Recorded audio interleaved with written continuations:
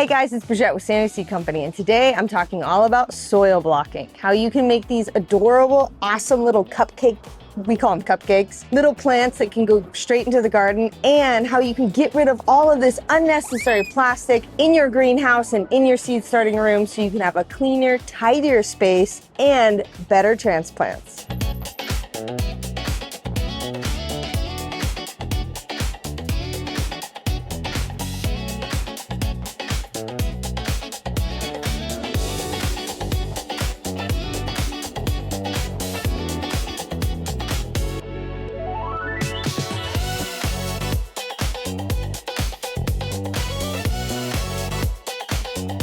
Okay, so you probably see a lot of stuff on YouTube and all over the internet about soil blocking. Why do you even care to change your seed starting methods? Well, I'll tell you, I've been seed starting for a really long time, and there are a lot of fads out there. This is not a fad. This is a legitimate way in which you can reduce your dependency on plastic, make better transplants, and I'm gonna tell you, if you love playing in dirt, man, this is just like the funnest way to start your seedlings. You can get really beautiful, adorable little starts that are ready to go out into the garden without having to depend on pulling them out of the plastic insert, putting them in the garden, and then cleaning up all the plastic that you have used. We're gonna talk about how you can start soil blocking if you've never done it before and you know nothing about it. I'm gonna show you how to start seeds in soil blocks and how you can revolutionize your seed starting methods. Okay, so if you're thinking about soil blocking and you're like, I don't know where to start, let me just break it down for you. There's only a few things that you actually need, and that's what makes soil blocking awesome. You actually need less supplies to get started and less supplies in your greenhouse and in your seed starting area. There's a small investment in that you need a seed blocker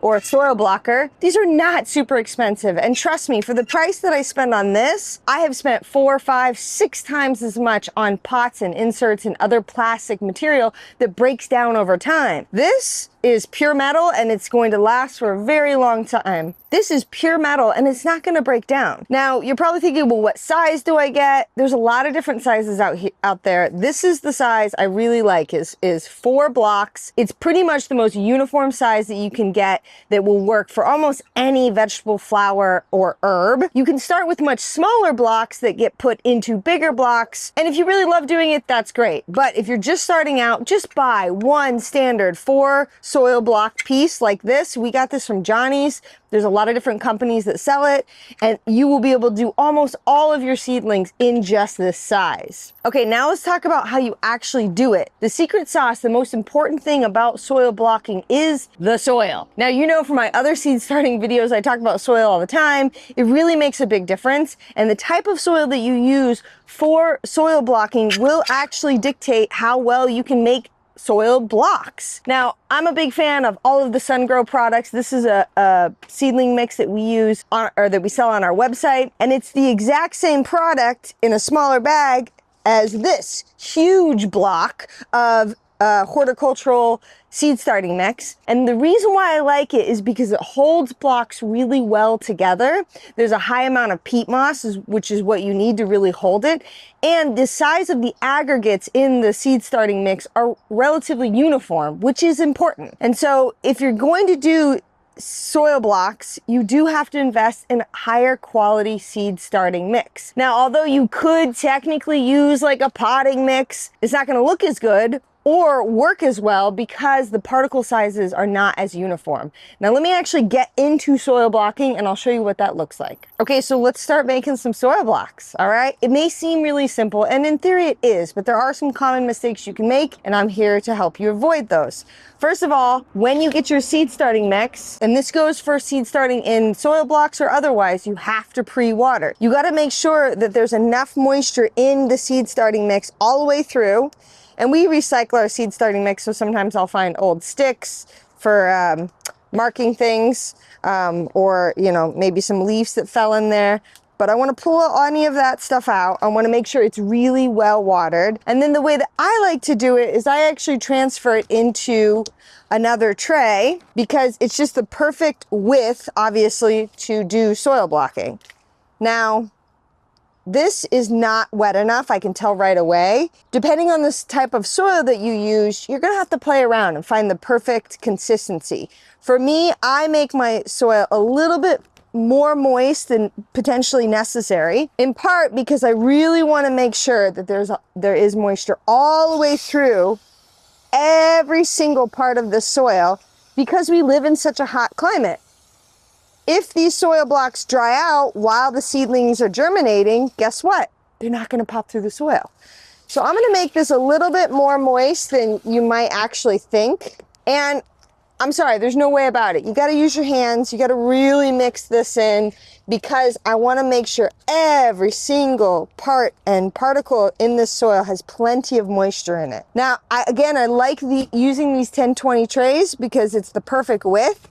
And what I do is I kind of just push the soil away from me. And because this table has the tiniest bit of a angle, it actually works in my favor. The water kind of starts to flow the other direction. And I'm just pushing the soil into the soil blocks, and I want it to be really, really full and super compact. The more tight or compact my soil blocks are, the better they'll hold up during, the growing phase and all the different times that we water them. If you do it really loose and you just kind of barely fill them, they'll crumble, which defeats the purpose of making a soil block. So once I feel like, okay, they're totally full, and I feel like it's really tight. Now, it is a little bit of work on your hands. If you have hand issues or arthritis, this may not feel very good. Or if you're trying to do 100 blocks, it can actually get tiring for sure. But for us, it's actually the perfect size. I do take breaks when I'm soil blocking. I don't just do a bunch at a time because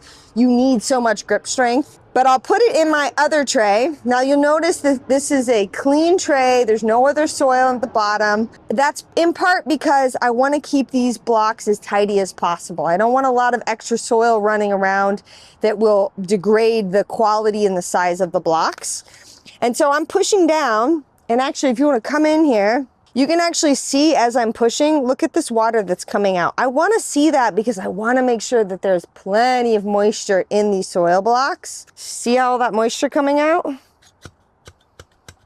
And then I'm just going to push it. And I'm actually putting, you can't tell, but I'm putting quite a bit of pressure on here.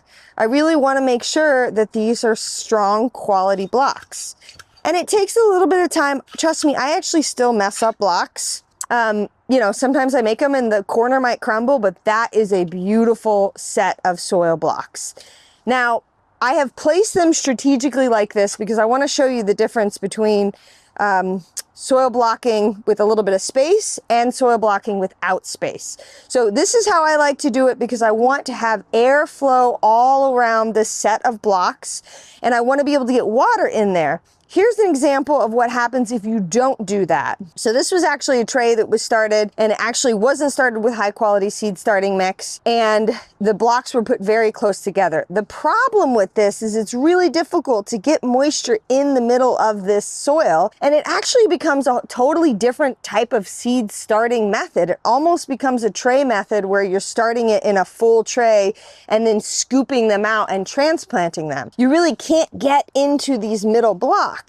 Whereas here, I've got plenty of room, and so the roots can continue to grow through the block and actually air prune, and it is just a different method. I'm not saying this is necessarily better than this, but this has its advantages, especially when you're doing things like tomatoes, peppers, eggplants, things that you want one individual plant of. For example, you can see like over here, because of the fact that they were planted so close together, I can't even get to this tomato without basically taking a spoon and spooning it out. And then I ruin the quality and the integrity of that soil block. Whereas soil blocks that were spaced properly, I can actually pick them up and have what we like to call a little cupcake. This is just like the most adorable little thing. And then I can move it around if need be.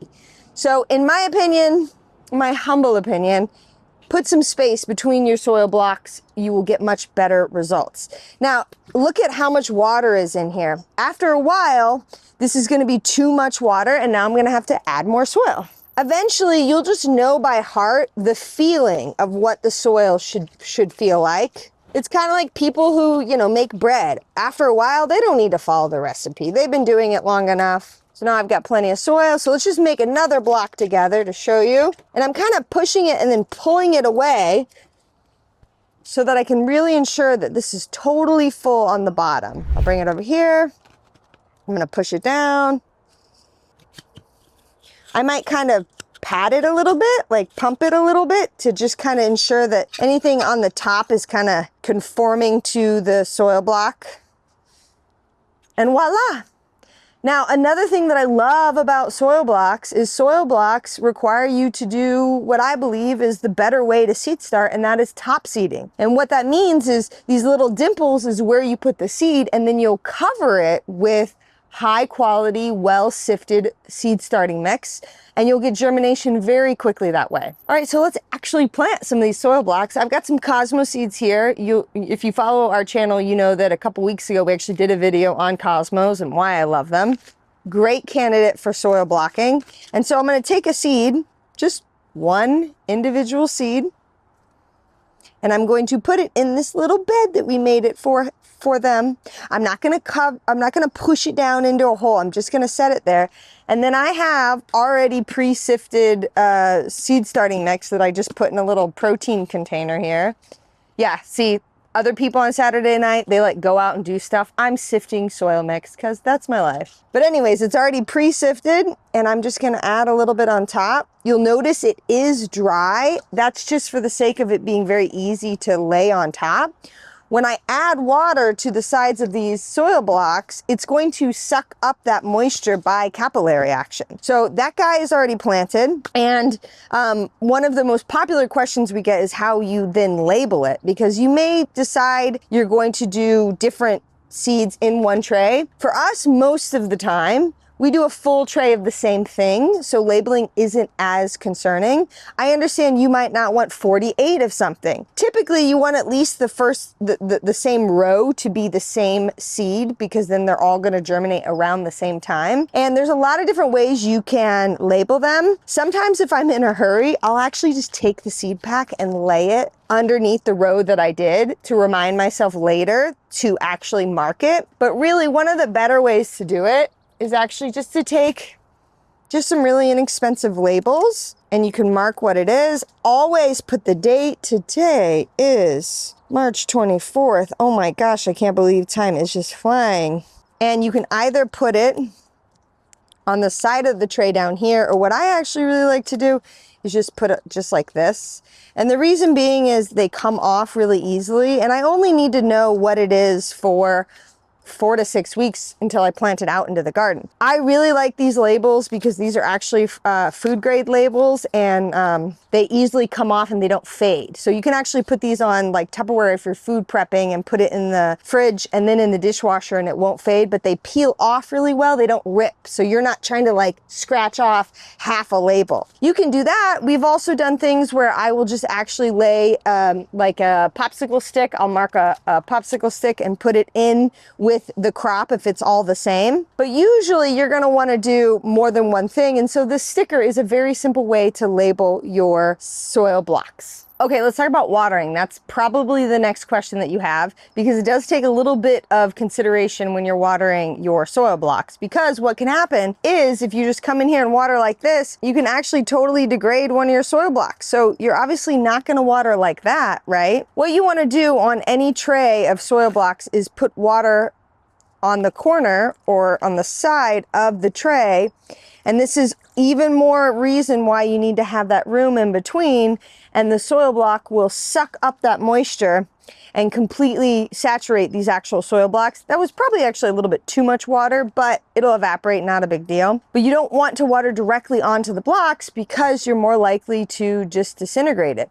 This is another reason why putting your blocks too close together is not a good idea, because I can water on the side here, but that water is hardly going to get into the middle, and I'm probably going to have some starts here that are not getting enough moisture, whereas the ones on the side are getting a lot. Okay, so if you want to revolutionize your seed starting, think about soil blocking. It's not for those of us who don't like to get their hands dirty. You're definitely going to get your hands dirty, but you're going to create really beautiful, healthy transplants that you can put into the garden. And let me just add a couple more tips to this video. You have to fertilize your seedlings. I talk about it in every single video. You can use an organic fertilizer like our fish and guano, dilute it by 50% and add it to to your seedlings every time you water after the first set of leaves. You want to make sure your seedlings get plenty of sunlight, either underneath the grow light or outdoors. But after they start growing, it's really set it and forget it. I'm going to let these seedlings get a little bit bigger, and then they're ready to transplant out. I'm not going to have to deal with any plastic pots. I'm just going to basically take this little cupcake, stick it in the ground, and then we're all good to go. If you love soil blocking, please tell me about your experiences. If you have any questions, drop a comment in this video so that I can be part of your growing journey. Or if you hate soil blocking, tell me why. There may be things I haven't considered, but definitely take note of all the tips in this video and follow us for more good gardening tips in zone 9 and 10.